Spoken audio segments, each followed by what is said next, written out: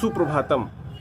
सुबह सिर्फ शरीर को नहीं, मन को भी पोषण चाहिए होता है, और मन के लिए सबसे अच्छा भोजन, सबसे अच्छा पोषण पुस्तक है, ग्रंथ है, शास्त्र है।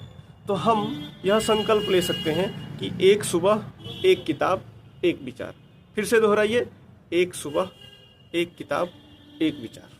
शास्त्रों में भी कहा गया है, स्वाध्यायात इष्ट देवता संवादः, यानी स्वाध्याय या ग्रंथ पढ़ना या पुस्तक पढ़ना आत्मा को ज्ञान से जोड़ता है और भीतर संवाद शुरू करता है। हमारे मन में संवाद शुरू हो जाता है, मन में ही देवासुर संग्राम है। तो जब हम पुस्तक पढ़ते हैं, ग्रंथों के साथ हमारा संबंध बनता है और हम उनसे नियमित जुड़ते हैं, तो हमारे अंदर देवासुर संग्राम में देव शक्ति, सज्जन शक्ति, अच्छे विचार मजबूत होते हैं।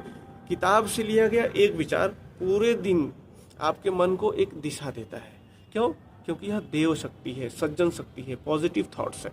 जो आधुनिक न्यूरो साइंस है वह भी यही बताता है कि सुबह का समय न्यूरोप्लास्टिक जो पीक पर होता है, मतलब जो भी विचार आप सुबह ग्रहण करते हैं वह आपकी सोच और हैबिट को गहराई से शेप करता है। इसके बारे में पिछले वीडियोस में भी हम लोगों ने कई बार चर्चा की है। आज फिर से याद दिलाते हैं कि अगर सुबह पहला विचार एकदम अच्छा हो, हमारे जीवन के अनुकूल हो, हमारे जीवन के उद्देश्य के अनुकूल हो, तो वह आपका मेंटल कंपास बन जाता है।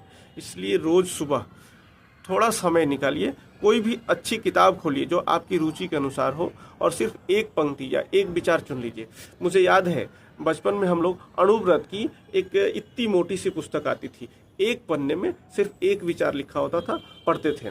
अभी स्थानांतरण के कारण वह पुस्तक नहीं है, लेकिन वह अभ्यास है। तो अपनी डायरी में भी, बहुत से आप डायरी में देखेंगे नीचे में श्लोक दिया होता है, उसको हम लोगों ने पढ़ना शुरू किया।